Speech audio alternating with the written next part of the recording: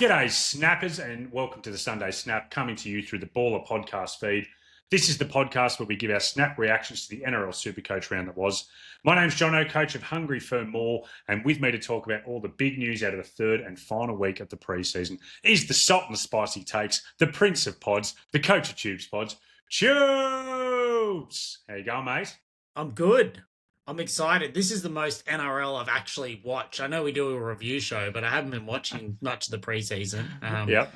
And so I'm it's actually been such a good weekend of football. Like, it feels like there's been at least 3 or 4 games where the first half genuinely felt like an NRL game. So Yep. I'm sort of excited to review. I'm coming in from some new headquarters. I'm in my cupboard currently. So Harry Potter. yeah, I'm fired up.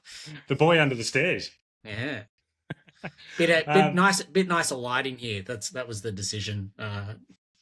Yeah. No, fair enough, Tubes. Yeah, mate, it's a good round of footy. How many, it was a good pre-season round of footy. It was definitely a lot more going than the previous 2 weeks. How many times have you changed that SuperCoach lineup over the weekend with the trials? I honestly couldn't tell you. Like, as in, it'd be more than 10. It's a big fiddle around season. Like, as in, it'll be interesting thinking about coming into Vegas next week. But it feels like this year, more than any other, you can have very different variations of your side. So it's not just tinkering with 1 or 2 players. You basically tinker with the whole structure. Like, you have the big boy season, or you have the big center wings. Yep. And now all of a sudden, it feels like there's the possibility of the big halves strategy or the mid-range halves strategy certainly coming into play. So, yeah, I've played around with it a fair bit. I honestly, I couldn't tell you, more than 10. Yeah, it's exciting. It's just like you said, there's so many different ways. Like, normally there's probably 15, 16 guys who, for like the die-hard super coaches, they're like really well owned across the board. This year, it just doesn't feel that same way. We'll see how it all pans out come the first couple of Teamless Tuesdays, but it does feel like it's really open. All right, we'll discuss all of that coming up. But first of all, just a reminder, as always, the Ballers Only Discord, you have to be signed up through the Baller website to get in there and join in the conversation. Ballr.live/Discord, that's BALLR for Baller. And Tubes, it's just going off. It continues to grow with every single day. More and more people are joining. And it's just a lot of fun. There was a moment, which we'll talk about in this podcast, where Big Makasini had an unbelievable try. And I was sitting in my lounge room watching it by myself, and the first thing I did was just get the phone to see what everyone in the Discord was saying, and it was going off, hey? Yeah, it was. I think Matt was calling him Jono. No, there was plenty of chat about him. It is good when, particularly, I mean, I was, funnily enough, I was watching at home as well on my couch. I wasn't alone, but I was watching it on KO while something else was on the TV. So I've flicked up my KO. I've got a little screen, and I'm Discording while okay, because it's good. It makes you feel like you're sort of watching it with other people, which is what you sort of get from group chats, but you can also get it at a wider range and a very SuperCoach specific conversation often as well. Yeah, and as we'll go through in this episode, there's a lot of kind of exclusive things for the Ballers in that Discord. So, yeah, please jump in and join us. It's a lot of fun. You can ask your questions, get your team analysed by ourselves and all the other Ballers in there, and it's really, really good. Tubes, as always, socials plug. If you want to, please follow Baller on all the different social websites. Search for Baller NRL on X, Facebook, and Instagram, and search for Baller SuperCoach on YouTube and TikTok. And I know that the Baller Boffins are going to be getting a lot of content coming out there as the year kicks off. And speaking of the Baller Boffins, we've been a little bit quiet about what's going on the baller.live website so far this pre-season, Tubes. That's not because it's nothing. They've been working very, very hard behind the scenes. There's a couple of really key features. Not allowed to say, ask Matt, can I please say what they are? He said no, but he said I could tease that there are some new features coming to the website this week. And we are going to have Matt on the pod on Tuesday for our first Teamless Tuesday show of the year to go through a few of those things. But yeah, there's a bit happening, isn't there, Tubes? Yeah, Matt's not letting you let the cat out of the bag there. No way. He makes sure the head honcho gets on the pod when he wants to release some of the new features coming to Baller. That's for sure. As always, please, if you are listening to the podcast, enjoying the podcast, watching on YouTube, flick us a comment. Doesn't matter if it's positive or negative. Both are appreciated. Give us a like, subscribe, and this continues to help it all grow. We say it every week, but we genuinely do really appreciate seeing how much it's been growing, not only over the end of last year, but really big growth this year, Tubes. It feels like it's building. So it's great to see. Thanks, everyone, for the support. Now, enough positives, Tubes. For the first time this year, it is time to get a little bit negative on the Sunday snap. It's time for the rage trades. And you little... My first rage trade candidate of the year, Tubes. We said we weren't going to bring this back until after round 0 in Vegas. I've gone a week early because my rage trade candidate is a man we were just speaking about before. It's your brother, the head honcho of the Baller podcasting arm, Matthew Ricks. And Matt, you know, if you're listening, exactly why you are the rage trade candidate this week. Because, Tubes, anyone who listened to the show during the week on our mid-range pod with you, myself, and Cracker, they would have heard us say we were recording a day early. I believe it was edited out as to why we were recording a day early, but I can say right now the reason was because on Tuesday night, Matt and Baller had been invited to go to the SuperCoach official launch, and I was really honoured. As a big SuperCoach nerd, Matt asked me to come along. It was fantastic. I took 2/3 of a day of leave without pay. I had started driving up the M5 from Canberra all the way to Sydney for the event, pumped up, and I got to Goulburn and I saw the phone ringing. And it was Matt's number coming up, and answered. He goes, "Mate, I've got some really bad news for you." And this is Tuesday at about 12 p.m. He said, the SuperCoach official launch is not until Wednesday night, which meant I was unable to attend. I'd taken 2/3 of a day leave without pay, gone for a big drive for absolutely nothing, Tubes. And geez, even though I understood that Matt felt bad, I was raging. I can just see you at the big Ram. Oh, it's in Goulburn. Just it's pretty much front, exactly where I was, the big marina. Just pacing back and forth, just going, just raging. Like, no more pods. I'm fired up, like, for a good 5 minutes.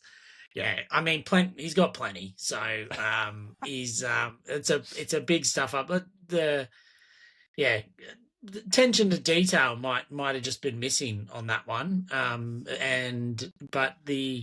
I do think that Matt managed to still get along, and that's nice. Good for him. Film some good content that's going to get shared with the baller community out there, and maybe you'll get to watch it. Maybe he'll give you a sneak preview or something, Jono. Yeah, it'll feel like I was there. That'd be nice.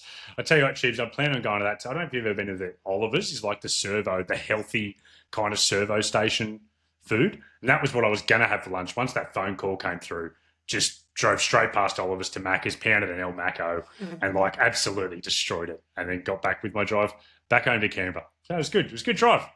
Yeah. Listen to a couple of podcasts. All right. That's the negativity over, Tubes. Let's get into actually our round review from Trials Week 3. And we've got to start with the World Club Challenge, Hull versus the Broncos. And my big takeaway, Tubes, is that I have not had Reece Walsh in a single draft of my SuperCoach team. I was very scared after watching that game. I am very scared now after seeing how Walsh went in that performance. How do you find it? Yeah, I thought it was, once the game was over, or it felt over, it clearly wasn't over. Never is with them. It felt like it was over. They obviously started throwing the ball around a fair bit more, and I mainly watched that second half when he was so involved. It made me think, part of the narrative from me on not starting with Walsh was just with Reynolds there, Ezra 5'8". You know, does he not? Obviously, he doesn't have the goal kicking, but does he not get the ball on demand as much as he was in that run home? Yeah. And it certainly felt like in that second half, it was basically just the game plan turned to get Reece Walsh the ball as much as possible. And if that's what the Broncos are going to be doing, when they're down throughout the season, he's going to be a very scary own, particularly in those last 20, 30 minutes of games. Yeah, he looked unbelievable and had the most touches of any Bronco outside of Ben Hunt and Adam Reynolds. So he's clearly going to be getting the hands on the ball a lot. The other big standout performance, Tubes, was Payne Haas. Tell us about Payne's performance. Payne Haas. So we don't have the official scores or anything, but we think he scored about over 100 in base plus power, and he busted out 80 minutes. And now, obviously, Jensen, I think, went off in the first couple of minutes with a HIA. That was sort of why it was touted that he played such big minutes. But, I mean, from my perspective, if as soon as something goes wrong, the backup plan is play Payne 80 minutes, it's sort of proving out the theory that Maguire's just all right, sign for another club. I'll just get the most out of you this year and then send you on your way. And they also, it's like they had no middles on the bench. They had, what's his name? Your mate, Ben Talty, was off the bench, only played 26 minutes. And that Alblix Toa, who's come over from the Titans, has a lot of raps. I think he only played 22. So, you know, I agree. We're not expecting 80 every week. But like you said, if he's their break class in case of emergency, when they got capable middles, it's just incredible. Tell you what else is incredible. He looked fit too. He looked awesome. That's what you expect. But he continued on that strategy. He was running wide a few times. He was clearly offloading. He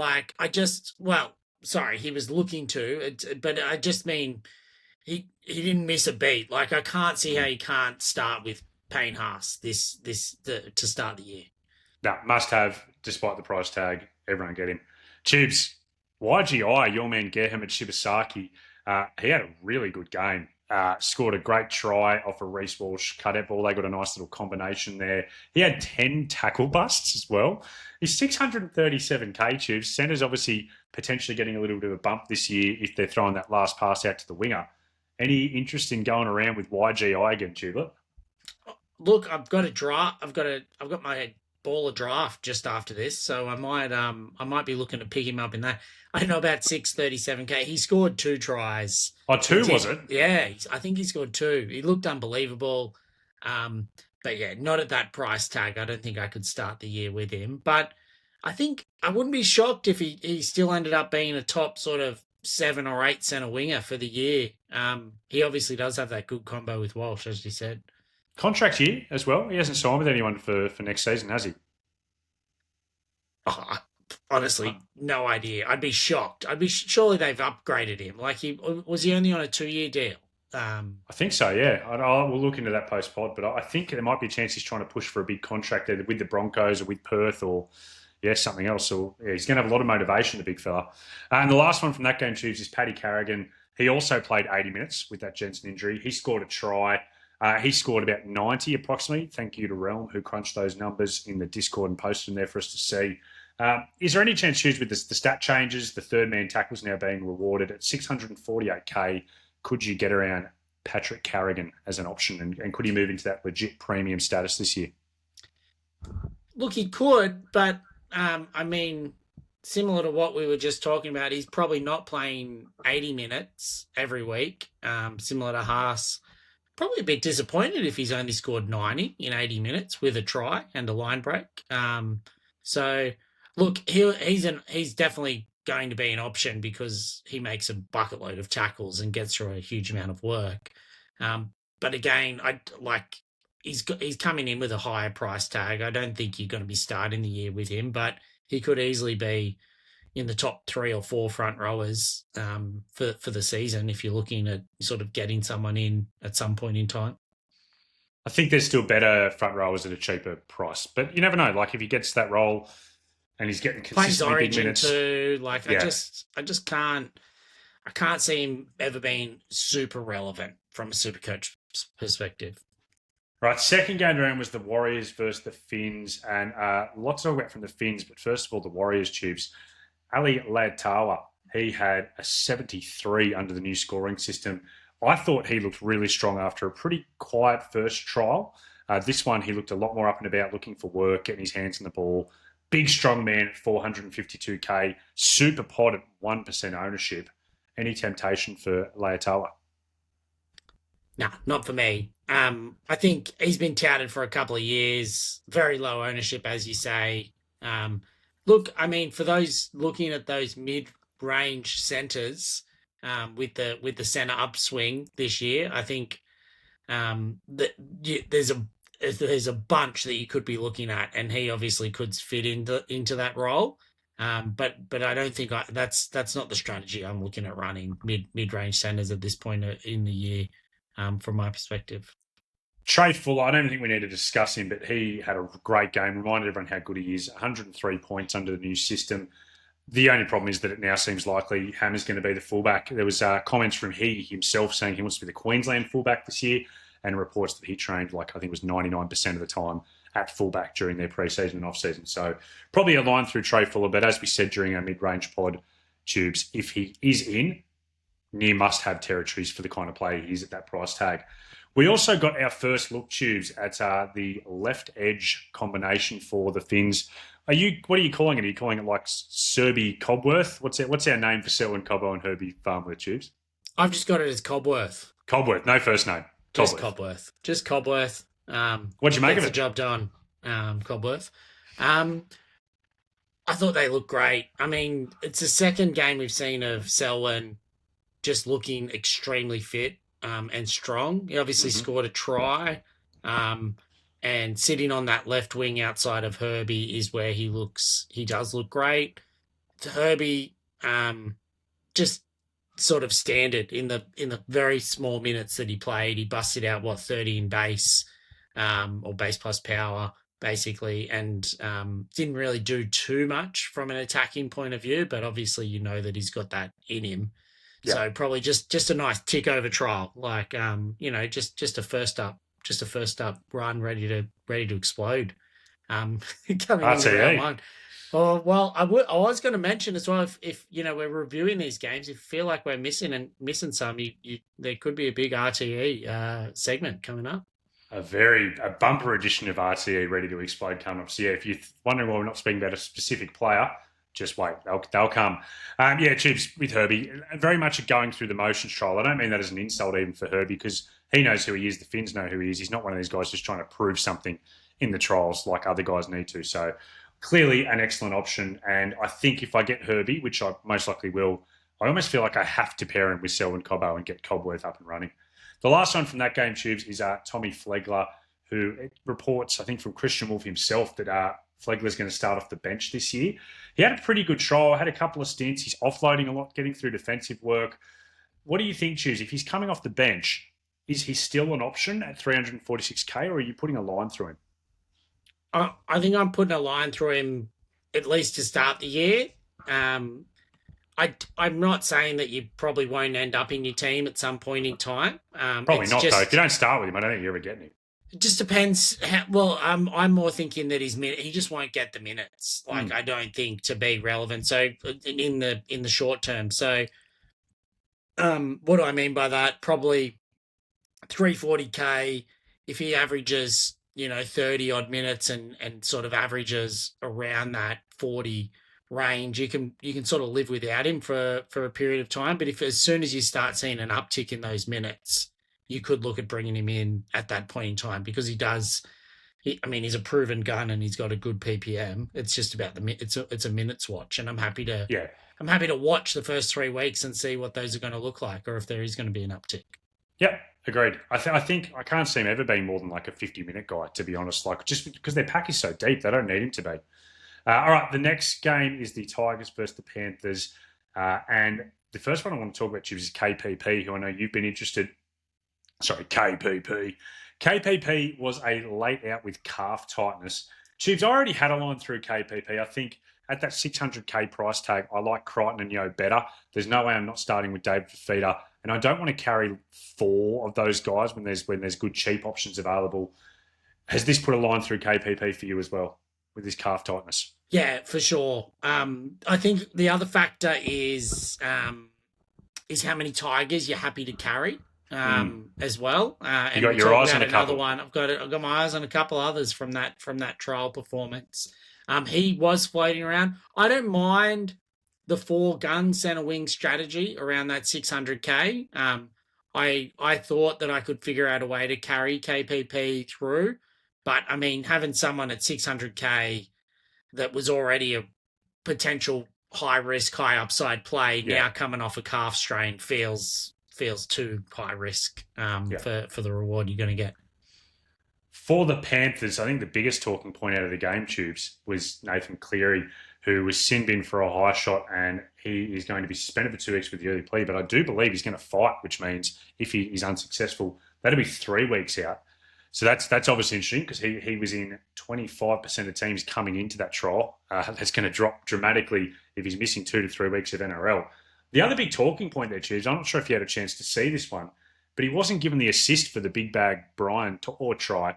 He threw a 2-man cutout ball into space. To'o did kind of like line break. To'o did have to cut back in and beat a couple of defenders at the line, but not given the try assist for that. Did you see this, and what are your thoughts? Yeah, I mean, under the old interpretations, that's a try assist every day of the week. I don't quite get why it's not yet, why it wouldn't be. I think there's been a little bit of hyperboil around the whole, oh, we're going to get more consistency Hyperboreal. in like people have been talking it up in different content that I listen to about, oh, that part of the benefits of the new stats is there'll be more consistency and you'll know exactly what you're getting. That's me. But I've been doing that. like like I think Dan put it in the Discord. It's rugby league. There's always going to be a grey area. We're going to find grey spots. I think the benefit of the new stats is that it'll be there quicker, and it's probably not going to get updated and changed on a Monday morning or on a Sunday night. So I'm gonna take the good with the bad. I'm not sure why this isn't, but if the interpretation starts to become that basically if a centre or a winger does something or has to beat the men, on the inside like Brian To'o did, and it means they take the try assist, then that's probably what we're going to have to live with, and it's not going to be good for halfbacks. I don't want to have to live with that. I was looking forward to getting rid of that. All these arguments, oh, was it one? Wasn't it one? Who should have got it? And I thought, to me, just watching that, it was such a clear one. Like, he put him into space. Not like it was just a pass and Brian To'o beat his man one-on-one. He was put into space. Anyway, very frustrating. Tubes, the reason I said hyperboil is I believe it's pronounced hyperbole, which is I'm just very happy to hear that your player name is pronunciation. Listen, Jono, you're trying to live in the black and white. Come join me in the grey. We don't pronounce everything correctly here. We just go with it. We enjoy SuperCoach for what it is and all the hyperboil that goes along with it. All right. Isaiah Yeo is one, Tubes, that you and I are definitely going to own. He's somehow still only in 22% of teams. That needs to be higher come season kickoff, I reckon. Isaiah Yeo, 50 points, looking very fresh-faced. No beard, no stubble, looking clean and sharp. And he had 37 tackles in his roughly 50 minutes of play and had 50 points for it. So I think it's just further confirmation, Tubes, that he's an absolute goer for round one. Like, he's just 100%. His PPM's just going to go through the roof, realistically. So there's going to be weeks where he'll play 80 minutes. So if he averages 65 minutes plus, even without attacking stats, he might have a PPM of 1 this year just in case. So, I was going to say, there's going to be weeks where he gets try assists. There's going to be weeks where he barges over for the odd try. Like, he's just, a really good option. Probably 100K underpriced, I reckon, this year. You reckon he gets the try assist if he threw that cutout ball? Nah, no chance. And the last one is Big Bad Brian, the man who scored the try off Cleary. Oh, sorry, not off Cleary. A person passing the ball, he did all the work. He played out there on the right, Tube, which is interesting. He finished last year on the left. There was no Casey McLean in the team, which could cause a complete reshuffle in the back line. Either way, with no Cleary there for the Panthers potentially for the first 2 to 3 weeks, I think that puts me off Big Bag Brian, even though he's so well priced. Yeah, so Cleary's fighting the charge, but he's fighting for a downgrade. So if he wins... It should be 1 week?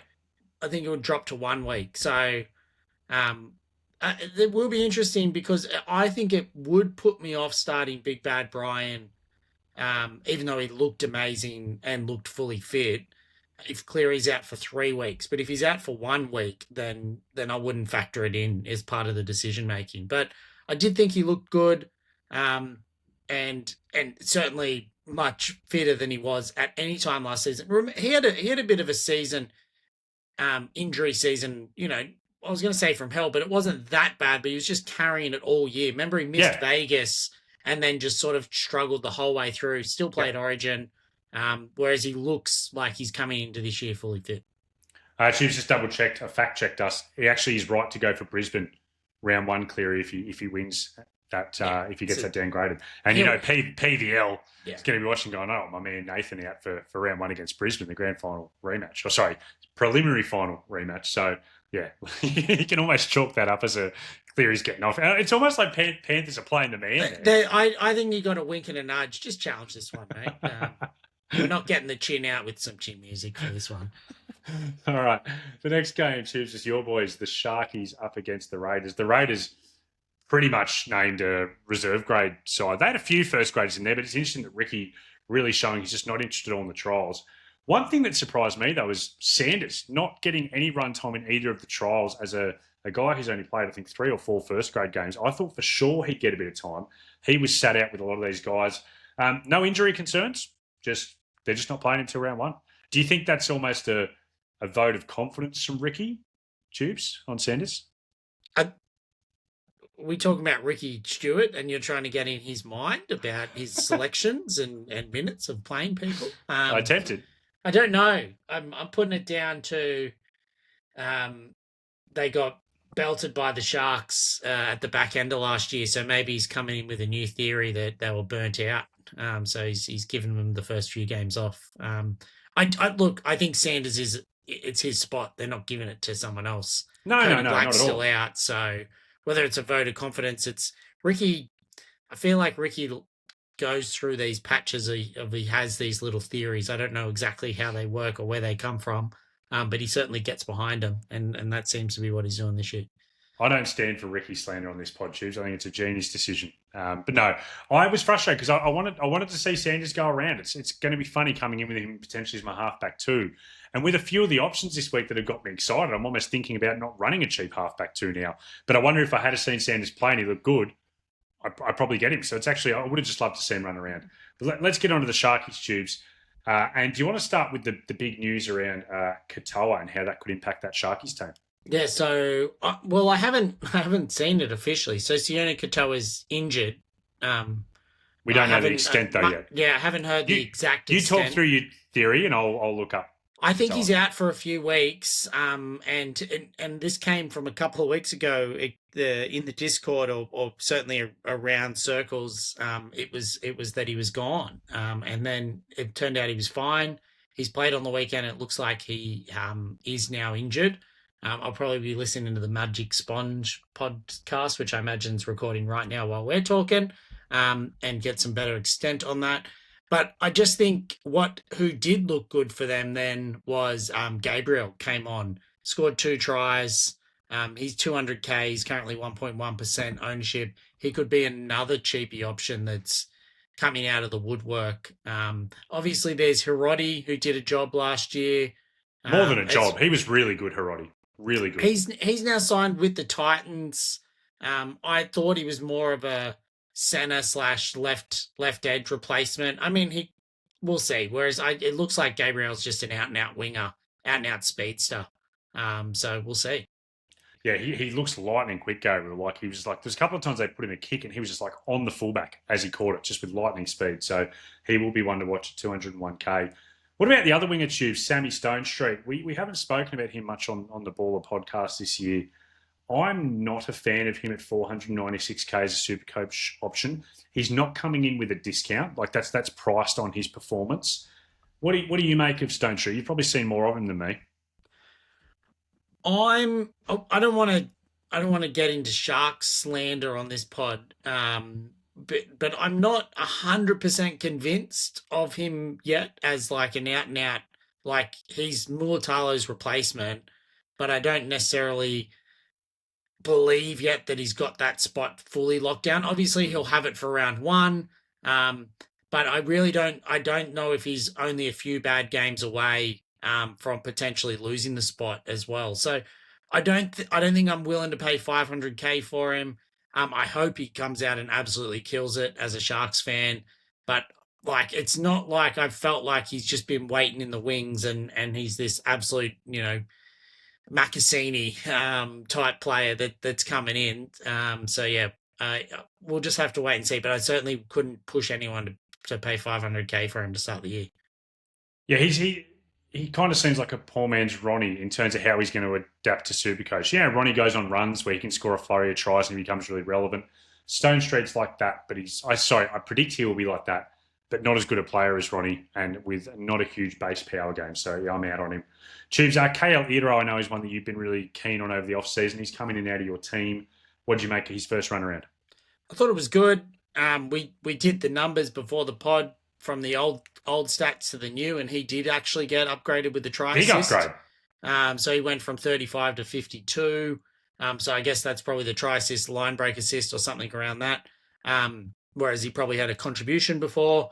So that's a big upgrade. I think he did a job, 52 points. He looked good. Yeah. I did think the only thing that not worried me, but I actually thought for whatever reason in a trial game the Sharks seem to be sweeping to the right quite a bit more. I actually saw Trindle coming to the right a fair bit.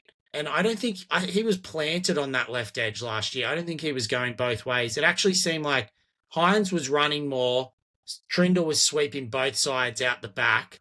And the Sharks did do very well down that right-hand edge. Even before Katoa went off, I think he scored a try. Or anyway, they were looking very threatening. Ramian was looking good for the Sharks on the right edge. Now, whether that means anything that's bad for Iro, because he still looked good, but at a $700K price tag, it certainly didn't seem like they were going to just be complete left edge dominant like they were last year when he scored a try every single game. Yeah, I agree. What about Nico and Trindle, Tubes? You mentioned that there's a little bit of inside chat from a baller that this year that Trindle's going to be the organiser and they're going to really try and embrace Nico's running game. First of all, did you see that in either the All-Stars game or in the trial on the weekend? And do you believe it? Even if you did see it, do you believe it's going to be a long-term play? I didn't see it in the first trial. I probably saw Nico. I felt like Nico did, in the All-Star game. I probably did feel like Nico ran it a bit more on the weekend from watching that game. Something has to change. I think we've talked, for anyone that's listened to the Snap before, I think we've talked about it enough. Like the Sharks are a good team. Something has to change for them to be a great team. And so I hope that they unlock this Trindle ball playing and Nico running game a bit more. But yeah, I'll wait and see it to believe it. But I do think they definitely were taking some steps to give it a red hot crack on the weekend. Yeah, I hope it works because I love Nico. I reckon he's such a good player. I hate how he gets smashed in the media all the time. But he's gone from being a guy who for a few years in a row was kind of an 85-plus averager, for 2 years in a row now being around about a 75 man. And that's come in line with Trindle because there's going to be weeks where it's Nico ball and he takes over and there's weeks where Trindle's the main man. It's hard to predict. So I think I just want to see how it works. I hope it does. I hope I'm bringing Nico in round 3 and he's had 2 huge scores running the ball because I really like him and I'd love to own him. AFB, Tuesday, we spoke about a little bit on our premiums pod as an option. You and Dan both quite liked him, I believe, when we spoke about it. 639K. Dan highlighted his injuries that he was going through with the back last year. Well, I thought he looked great. Didn't play huge minutes, but great footwork around the ruck, quick play the balls. He just looked like AFB at his best. Did you get his play the ball speeds in the States? I didn't record them. Oh, okay. Didn't get them down. No, he did. He looked, which you'd want after a full pre-season. He did look great. Like he looked fully fit. He looked ready to go.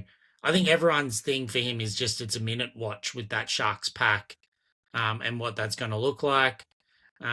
It'd be a flyer to start with him at the price, 639K. But I think he's going to end up being a top 3 front row forward for this year. I think he'll be the next level behind the Haas and May if May keeps getting good minutes. But I think AFB is going to outdo his competition, so I'm hoping to own him at some point. If that's how confident you are, why don't you just start with him? Like if he's going to be a top 3, yeah, okay. Because when you say top 3, I'm not 100% not starting with him. It's minute watch, like as in. He can do it in 50 to 55. It's just whether or not how much minutes they give him at the start of the season. If he's looking fully fit, if he can get 60 minutes ongoing, he's basically, for me, he'll be a must-have if he's fully fit. Yeah, fair call. I thought Britton Nicker looked good, had a try assist, looked sharp, just like he did in the All-Stars game. But the most owned Sharks player at 39%, Tubes, the Sharks lock. What's his name again? Can you pronounce it for me? Colhoun. Oh, well done. Yeah. Great work. Been working on that. I called my friend Macaulay Culkin and he explained to me it's Colhoun. He got it wrong. Colhoun. Look, Tubes, he looked fine. Like, not a big runner of the ball. Did a bit of link man work. Loves to tackle. Loves a third man in tackle as well, Jesse Colhoun. So I feel good. I noticed in the Discord this week a little bit of negativity around Colhoun. People worried about minutes and that price, and that if he's only getting 45 minutes a game, is he really going to get that far above that price?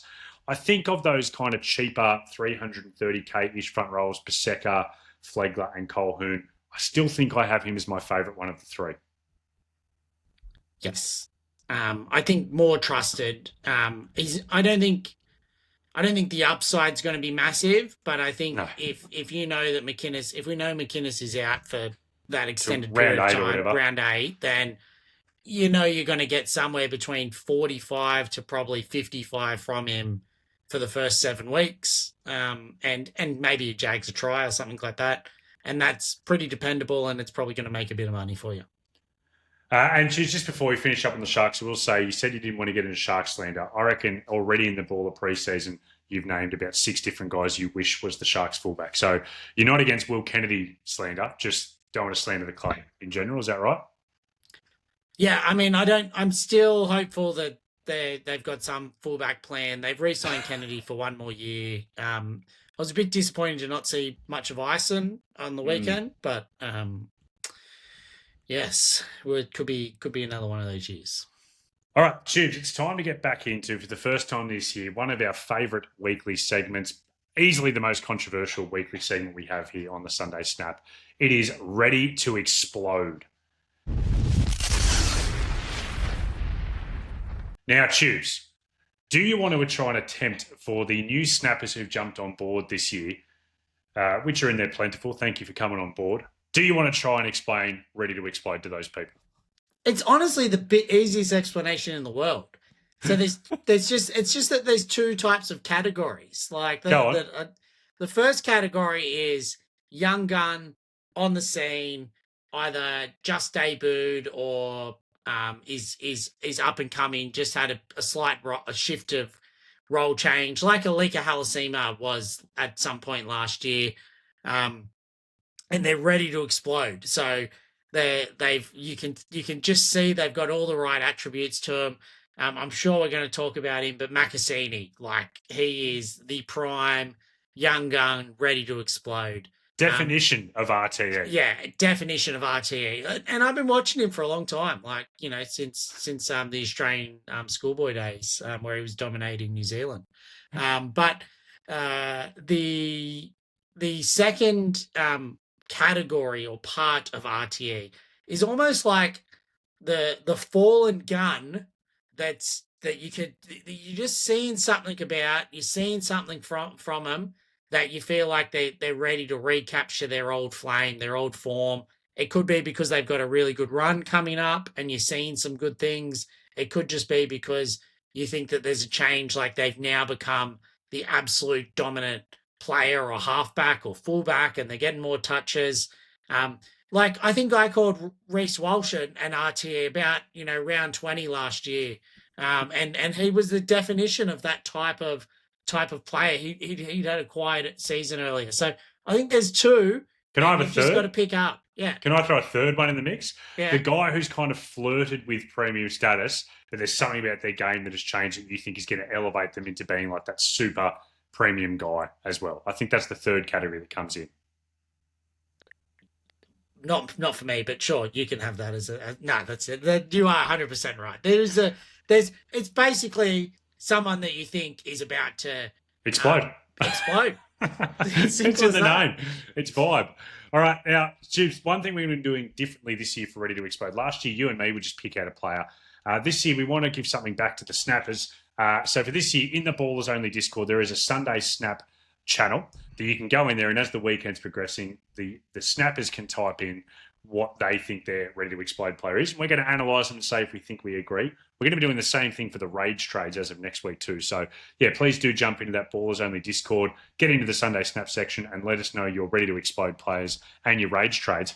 Our first one, Tubes, is one that I think you would have had down as a Ready to Explode player too. This comes in from Gramsy. It's Sammy Walker, the Roosters halfback, who had a nice solo try, set up another for Angus Crichton with a beautiful little short ball. Playing both sides of the ruck. DCE interviewed before the game, just could not stop talking up Sam Walker as a player and as a man. Do you think he fits in that third definition that I put forward of a guy who's flirted with premium status, who this year is ready to explode and become a proper premium?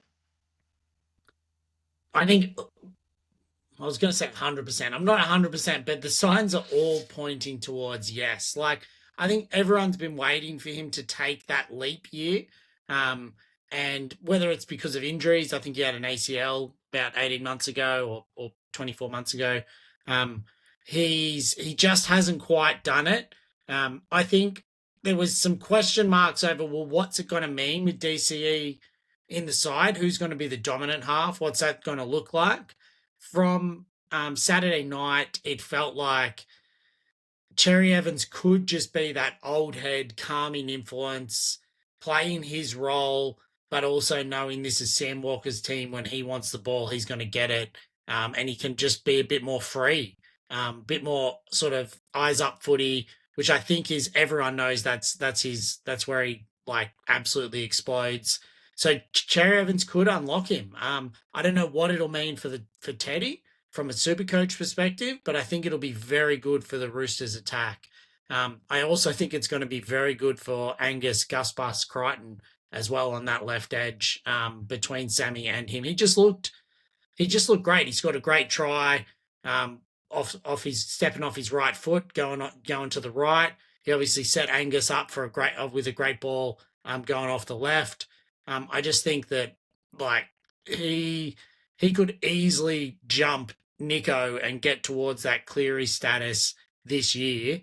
From a SuperCoach perspective, it's just whether or not you can pay up to start the year with him. Yeah, I agree with everything you said there, Tubes. I do think that with the DCE thing and him being the old head who lets Walker run the team, let's see how that looks when it's a tough game and it's a grind and DC doesn't just think, I think I can take this. I think the kid needs me to take over this one. So we'll see how it goes into those kind of games. But the first signs were fantastic. There's also the fact that, I mean, I think you and I both agree the Roosters are going to be an improved team this year, which means more tries, more goal kicks as well for Sammy Walker.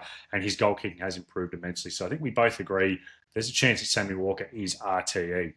All right, their the next pack one too. Like, I know you said they're going to be improved, but their pack, playing off that pack is yeah. If everyone stays fully fit, could be good times.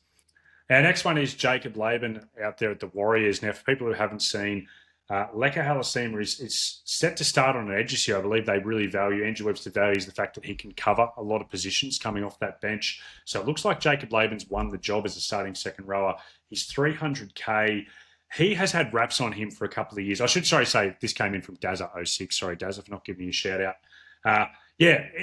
He's had raps on him for a long time. There was chatter that he was going to be the starting edge last year. Didn't quite work out. I thought he looked awesome in the All-Stars game. Scored a good try. Was just a big, strong ball runner. I thought this trial he looked pretty solid, maybe a little bit gassed at times, and his defence dropped down a bit. But I don't know, if he starts in round one, Tubes, could Laban be RTE? It could be. I don't love it. I like, as in, he feels trappy. I know he's only 300K starting back rower, and he's a much better play than a Jack Gajewski or anything like that we've talked about historically. But I don't love the sentiment that Leka Halasima is now a Mr. Fix-It man coming off the bench. And they've got Capewell there that's obviously still going to get good minutes. I know they've got Vaimunga, Nikora. They play middle, but then they've got Ford, Barnett back. Nikora. And Fisher Harris. Barnett. Like, they're just a stacked pack. So I don't think that just because he's starting that you can bank that he's getting 50, 60 minutes as an edge back rower. And look, I mean, if we lose a Lasardi or something like that as a cheapie option, then yeah, he's there and he's obvious, but I'm not sure about it. Feels a bit trappy to me, and that could just be because of how much I love Leka Halasima. Yeah, it's tough with the depth there. I think at 300K, I would like to pass him up and watch if I could, but like you said, we'll just have to see how the cheapies in that 2RF position pans out. The next one is Sua Fa'alongo, who's currently in 32% of teams, and Husey from the Discord has Sua as a RTE candidate.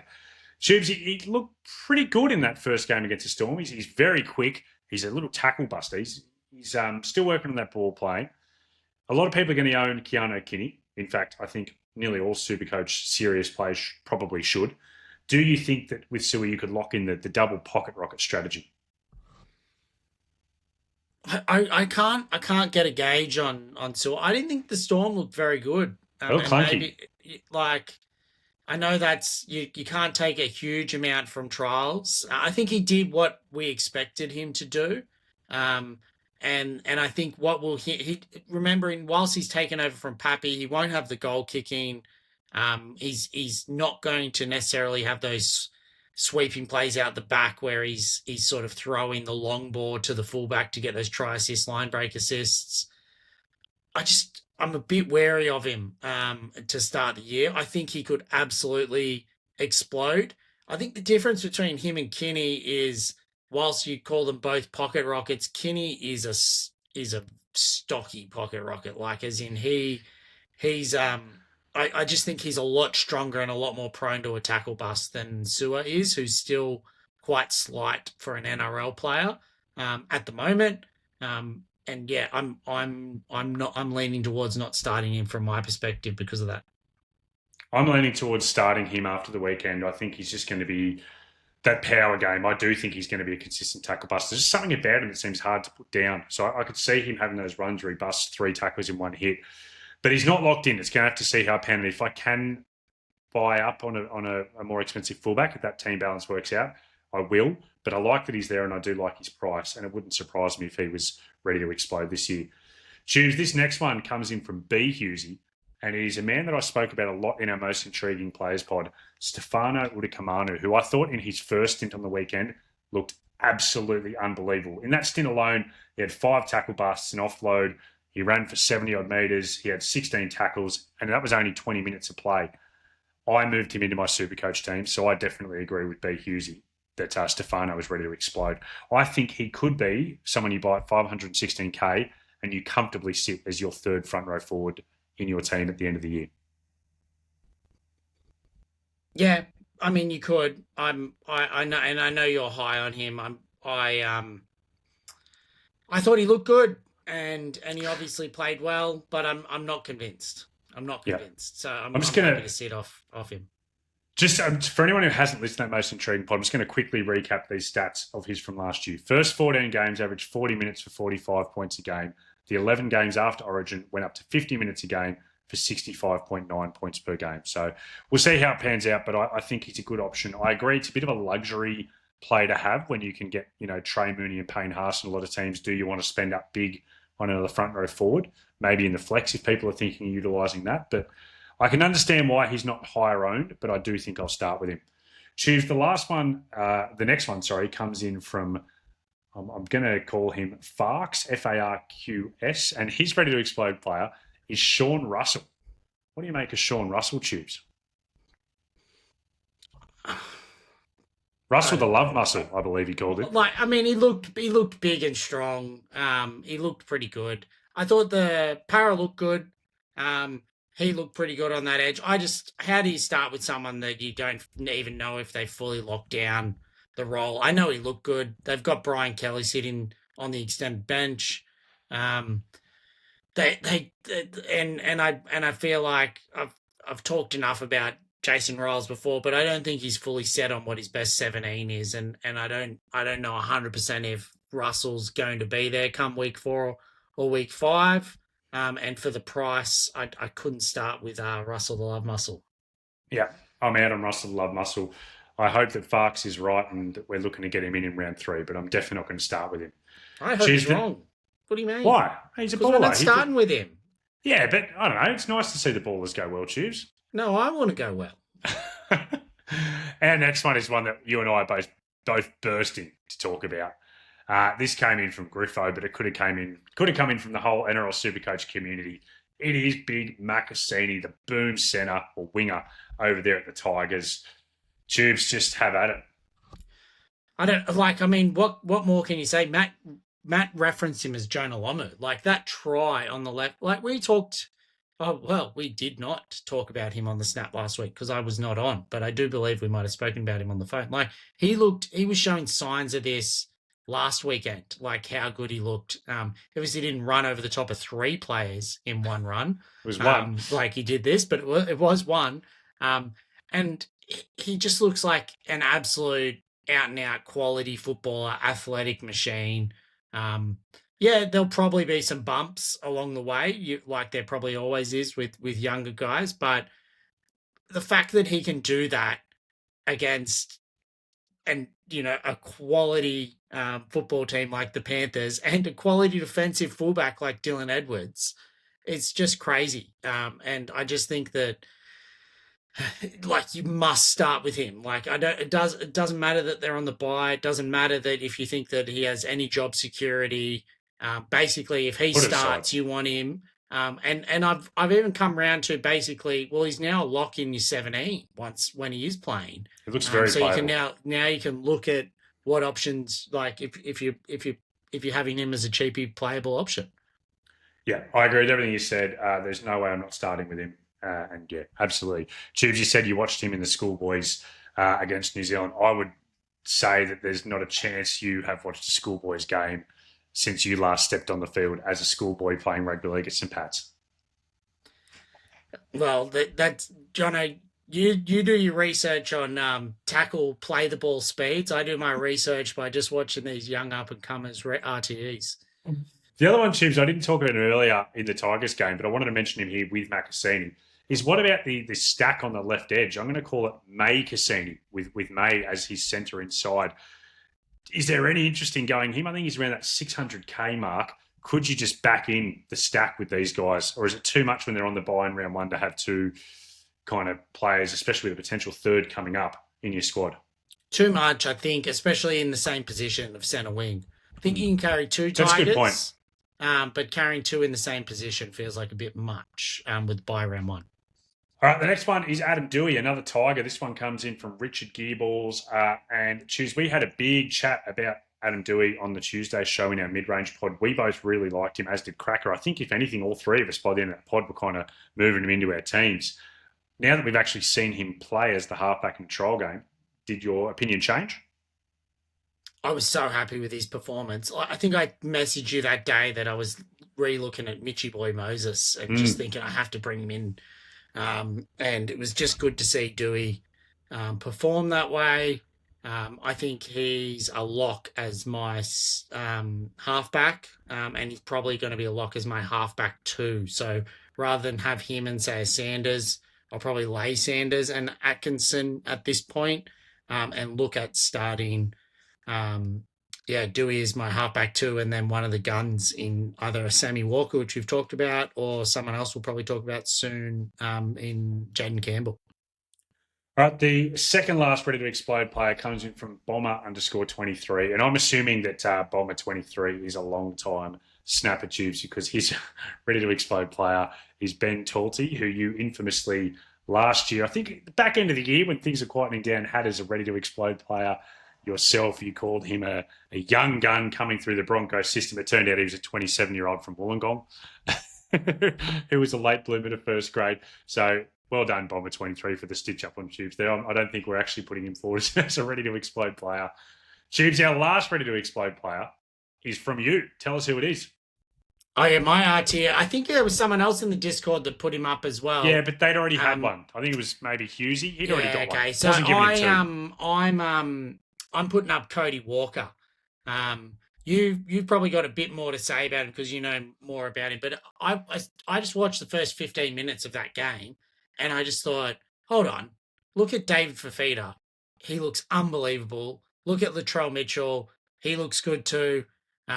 And Cody Walker's playing inside him, inside these two players, and he's 300K. All he has to do in this new world is potentially just feed them the ball, and he's getting stats.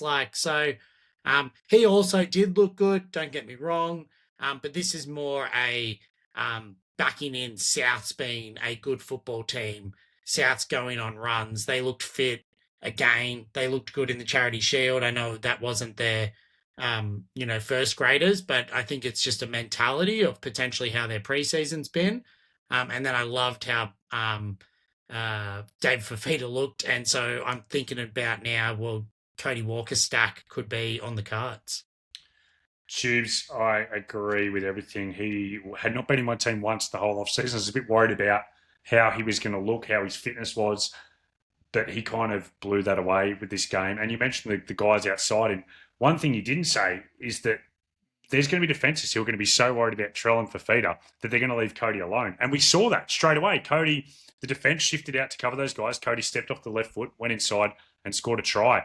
And it's easy to forget, Cody Walker is a try scorer. 2019, 16 tries. 2020, 10 tries. 2021, 16 tries. 2022, 14 tries. I don't think you'd ever be able to find a 4-year stretch where a 5'8" scored that many tries outside of Cody. He's a try scorer, and with those guys outside him, yes, there'll be assists that come with it, but there'll also be him just dumbing and going himself because there's defences worried about other people. I really like that he was playing both sides. Ashton Ward, the halfback, mainly stayed on the right. Cody was pushing to the left and then through to the right. Cody himself said at halftime it was his first proper pre-season he's had where he's been fit and able to train properly in 3 years. The only question for me, Tubes, and we'll get to Jonah Pezzett when we review the Roosters versus Eels, is do you feel confident enough about Cody to start him as your 5'8" number one, or would you be bringing him in as your 5'8" number two? Because I'm bringing him in one way or another now after that game. TBA, I haven't looked. We've obviously recording this on a Sunday night. I've only had a couple of hours really to digest. It's a big change to my team. I really like Jackson Purdue and as a 5'8" option. So I've really got to make a decision as to what that's going to look like. But I do think that Cody Walker is a much more viable option than I had him at 3:55 this afternoon. All right, that brings our first Ready to Explode to a close. All right, Tubes, let's get into our 3 final games. The next one's the Roosters versus the Eels. The Gus Bus, look, I think we've spoken about him enough in the Baller podcast so far. We all think he's a great option. Looked fantastic running off Sammy Walker. Good price. I just want to, Tubes, talk about one who I think might be a little bit of a trap, and it's Blake Steep from the Roosters, who started at lock. And I've seen a few people bandying his name around. With Reece Robson's injury, Connor Watson likely moves into spending a lot of time at hooker, and Steep could get that starting lock job. Really good in the All-Stars. He's only 20 years old, captain the SG ball team, viewed as a potential leader at the club, played good minutes, has a big motor. The only problem is, I just think that Reece Robson comes back potentially as early as round 3. It's now being speculated, and then Connor Watson starts stealing minutes off him, and at 400k, it's not worth that risk, in my opinion, Tubes. No, and then after that, Radley will be back at some point in time as well. It just feels like you'd be having a short-term play if you're bringing him into your team. And I don't think that's something I want to do. No, not at that price. Connor Watson, I mentioned, Tubes. He played hooker only on the weekend. Absolutely no time through the middle. He spent 40 minutes basically at hooker, job sharing with Benny Ayelu. I just think that, for me, rules me out with Robson starting out. Obviously, he could come back early and we could see what happens with Watson. But it just shows to me they still do view him as a guy who deserves hooker minutes. And for me, at 574k, that makes him a no-go. It does. I'm thinking whether or not for this draft I've got coming up, he feels a bit trappy potentially for the year. Like they obviously like this, the other hooker. Like I don't know what it's going to mean for him for the whole season. So yeah, but he's definitely not to start. Going to the Eels, Tubes, first of all, you went after the Eels on the mid-range pod, and some people weren't happy about it. After their big win over the Roosters in this trial, are you ready to retract and issue an apology, or where are you standing on it now? I think they looked okay. They kicked away a bit once the Roosters took all their starters off. But I'm not convinced still about the way that their backline's going to be looking. I did think Mitch Moses had a pretty decent game, and I'd probably come around more on Mitch Moses as a SuperCoach option since that mid-range pod. But as I said, I still don't necessarily want to own him. But I'm certainly not all in on the Eels being a top 8 football set team for this year either. Yeah, I still do think Mitchy Boy is a good option. So I'm glad you've kind of softened a little bit on that with that goal in this year. But Jonah Pezzett, Tubes, is one watching on the weekend. Watched both his trial games. The first one, I thought he was fantastic when he was wearing the 7 and playing halfback and controlling. In this game, he wasn't quite as good, and it's not his fault. I think he's a really good NRL player. I'm just not convinced of him as a 5'8" in SuperCoach. He doesn't seem like a natural runner of the ball. He seems like he wants to be the ball in his hands, halfback, dishing either side. And with Mitchy Boy in the team, he's not going to be that. And now with Cody Walker going so well, I'm starting to think, do I need Pezzett at 236k? I don't know. What do you think? I think that he's an obvious option that will go well, which is why he's so highly owned. But I don't think you'll regret massively not starting with him. So I don't know if that answers your question, but it's certainly something that I've been toying with, going from the too cheap 5/8 strategy to now potentially two mid ranges. Obviously, it's not a huge leap up to Cody. I certainly feel as though Cody could easily come out and average 65 plus to start the year, and you couldn't say the same for Peasant. It's pretty funny, Tubes, this Cody thing. It just popped into my head on the mid-range pod, which Cody just snuck into. You said, I can guarantee you I will not own Cody Walker once this year, even if he's killing it in 700K. Isn't it? Isn't it so funny how much just like a trial game can completely change your perception? It honestly, but it's like I just watched and I was like, Oh, yeah. This makes way more sense than anything that I could have said before. And he'll get injured and we'll trade him. But for 300K, how do you not take? I don't know. I still need to digest it. The last one is Jermaine Hopgood, Tubes. I know you really like at 518K. Love what he did at the back end of last year. He had big minutes for his trial over 2 stints. I could easily see him being a 60-minute man with how that trial game went. If he's playing decent minutes in the trial, 60 minutes seems pretty achievable. Yep. I think the price is right for Hopgood. I think I'm 80% of the way sold now on him. Like that's sort of what you just wanted to see. It was a good hit out. And as you said, if that's what he's playing in the trial, surely he's playing 60 minutes. And you know he can do it. He's done it before. I still prefer Stefano at a very similar price, only because I just feel like his role of getting 50 to 55 minutes for Stefano, he's a bigger PPM man than Hopgood. I just think his role is guaranteed, whereas Hopgood, I agree. I think it's likely to be 60 minutes, but I don't feel 100% guaranteed of it. All right, on to our second last game of the round, the Storm versus the Titans. And Moses Leo is one who I want to start with, Tubes. Xavier Coates gone for 3 months. Moses Leo wearing the number 5 jumper, but playing left centre. Actually, funny, Discord member Big Hitters had put into the Discord that he went and watched some training during the week and that Leo was playing centre. This is before it was even announced that way in the game.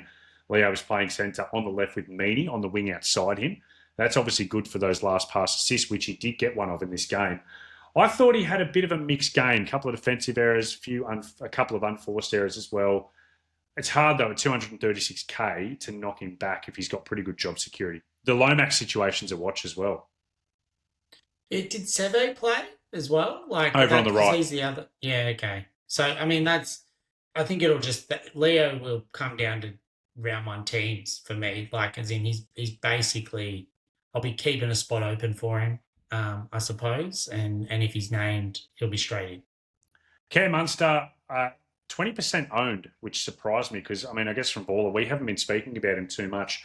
The thing for me with Munster is last year he had a career high in try assists off kicks, and now Katoa's gone. Now Coates is gone. He doesn't have those guys to kick to anymore. Jerome Hughes back into the team as well for round 1, so I think that maybe Jerome Hughes was in and out a lot last year, so Munster took a bit more control.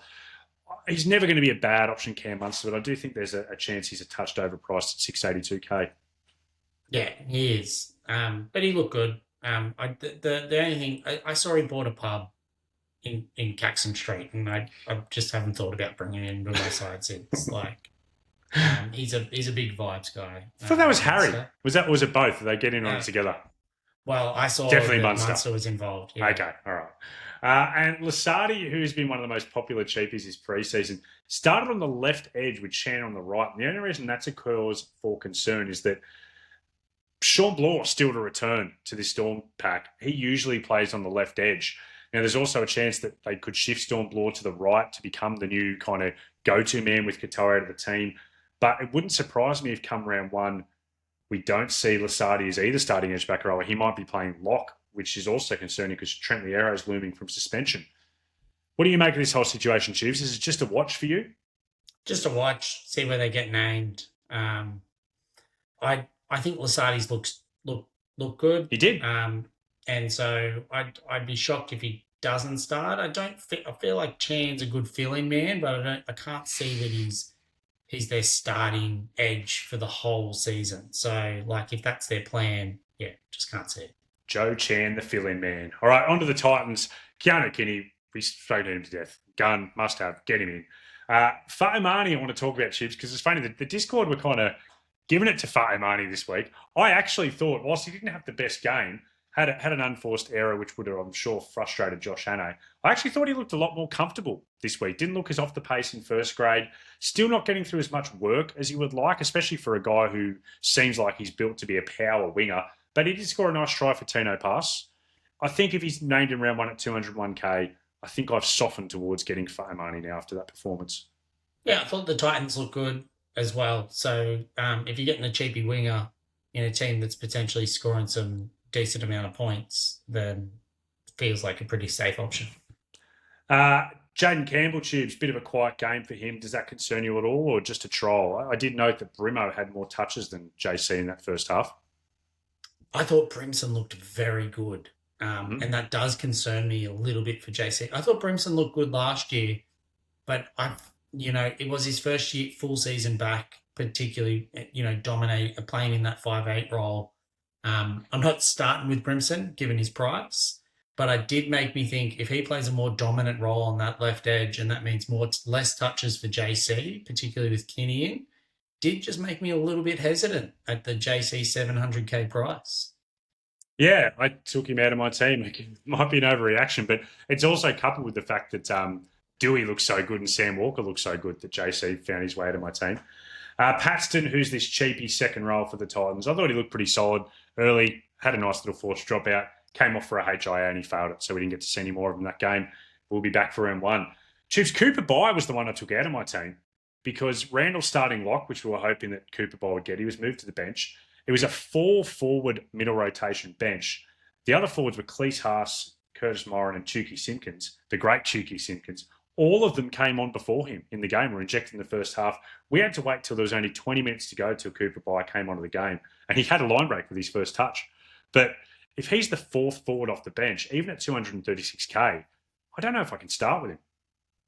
No. And I mean, not with how many other good options it appears there's going to be.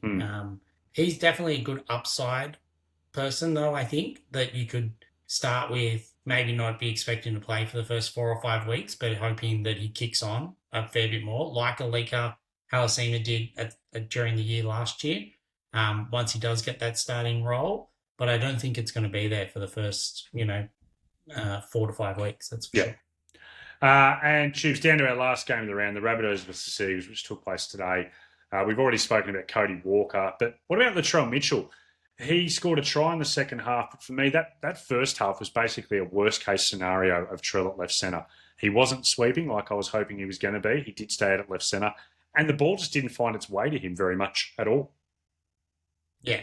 Trial game, though, Trell's a big game player. He is. He's there for the big moments. But it still made me think, he's going to have down weeks, isn't he? I think today he ended up getting a 54 under the old system with that try in the second half. The goal kicking, which he was kicking very, very nicely, completely saved him, I thought, from a Supercoach perspective today. But he's going to have that in his arsenal. That's what helps him with the floor. Yeah. But exactly. And the thing for me was the bunnies look good. Yeah. So if the bunnies go well, Trell will go well. Because he's not just a big game player, he's a flat track bully. So, Chiefs, Campbell Graham, I thought, looked awesome out on the right edge. Him and Jackie Whiten had a really nice little combination, scored the first try. The fact that Cody Walker was stacking out towards the right was promising for the right edge. I don't know if it's just like a bit of a showcase of everyone's talking about our left. Don't forget about our right as well, so that teams don't just focus too much on one side. But really impressive price at 431K. You said you're not that interested in these centre wings around that price range. Does that still extend to Campbell Graham? Somebody asked this in the Discord as well. How many bunnies is too many bunnies? That was Fenno. And I think that's just that's where Campbell Graham could miss out for me. I did think he looked good. Jack Whiten reminded us all he's a very good football player as well, and that will be a dangerous side as well as the left. But yeah, I just think it's the number of bunnies. If Cody comes in, it's hard to bring in Graham as well. The next two I'm going to race through, Tubes, because I think they're kind of near must-haves. Brandon the Cheese Smith. He spent his first 20 minutes at hooker before coming off for a rest, but very encouraging that when he came back on, Mamazella stayed on the field and he got some time through the middle. And David Fafita, who just did exactly what we were kind of hoping Fafita would. He looked good, looked fit. He had a line break with his second touch of the game, not even put through a hole, just a one-on-one with Jamal Fogarty, steamrolled him. Must have. The last one from South is Cam Murray, Tubes, who looked to be moving well. Like, obviously he returned last year, which means he had a full fit pre-season. Did a lot of link man work and not so much running, but I was impressed with his defensive load. To be honest, I didn't notice much of him, and maybe that's a good thing. But I think, I can't really say much. I'm not starting Murray. Same reason, too many Souths, and I want to see a bit more of him to pay that $500K price, that range. Moving on to the Seagulls, Ruben Garrick. I was hoping we'd solve the mystery of is he kicking this game. They didn't score a single point the whole time he was on the field. So we don't know if Ruben Garrick's kicking or Jamal Fogarty yet. I think that was enough, combined with the Seagulls having a pretty poor performance, albeit with no Ola or Turbo. But I think I'm now putting a line through Ruben Garrick. Can't take a risk on him unless we are confirmed his goal kicking. Taniela Paseka, really well owned. I thought he looked fine in the middle, Tubes. Had a couple of stints there. Got through a decent amount of work. At 329K, you could do a lot worse. Yeah, I think people are just tossing up him and Colquhoun, and what does that look like? But I think he looked fine. He looked basically what he is, I suppose. You can't read much more into it. And the last one for the Seagulls, Jake Simpkin, the hooker there, who people have liked as a mid-range 423K hooker. He, again, another guy who just looked fine. He did come up with a bit of a shoulder work after attack, but I think it was one where he might have been knocked in the head and was trying to pretend it was his shoulder, not his head, that was sore when he lay down. But I just wanted to point out, Tubes, we mentioned Zach Docker-Clay as a hooking option for them in our mid-range pod. Joey Walsh actually named in the number 14, who's like this young gun halfback. The promising thing is that if Joey Walsh is going to be in that squad come round one, I can't see him taking heaps of minutes off Jake Simpkin, but I would also want to know that Simpkin's playing 80 if I was going to take him. Yeah, I don't think you can start with Simpkin now. I think he also, I didn't think Manly looked great, and the concern for them potentially is going to be their pack. Obviously, Paseka, we talked about starting. There's a minutes watch. I think Simpkin is one that you're happy to wait and watch, and I think that the play very much now in that hooker strategy is cheap cheese, gun, hooker, and pick who the gun is that you want. Yep, agreed. I still think Reid Marnie is an option as well if people want to save at the hooker spot and go with him as your hooker number one. Definitely not hooker number two, though. All right, Tubes, that brings our round review out to a close. Big reminder that coming up on Tuesday is going to be our first Teamless Tuesday of the year. It's for round 0 over in Vegas. We're going to be running our eyes over that. Plus, the one that we've been saving to get more and more information on, it's time to go through the cheapies. So it's going to be myself, Matt, and Dan going through those guys. Very, very excited to actually finally have some real football teams to talk about. Some real NRL regular season games. I am pumped. And as always, please just remember to get in there, follow us on the socials, find us by searching Baller NRL or Baller SuperCoach. Get into the Discord and keep your eyes peeled on ballr.live for the things that are coming this week. Tubes, bring us home. Just before I do, Jono, I just want to say well done tonight. Good job. I enjoyed this podcast. It's our final pre-season snap. So I'm looking forward to coming in a bit more fired up in the weeks ahead. But you beauty.